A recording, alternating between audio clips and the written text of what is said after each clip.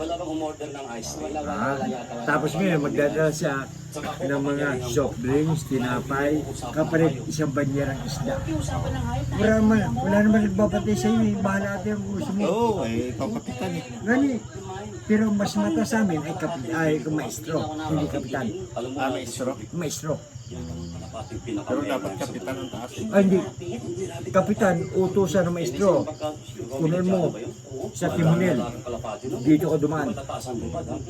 Ang maestro, ang mataas. Wala siyang ginagawa. Ang maestro, ginagawa niya, ilang banyera. Sulat lang siya. Ang kapitan, hindi ng trabaho yan. Maestro ang nakukuha niyan.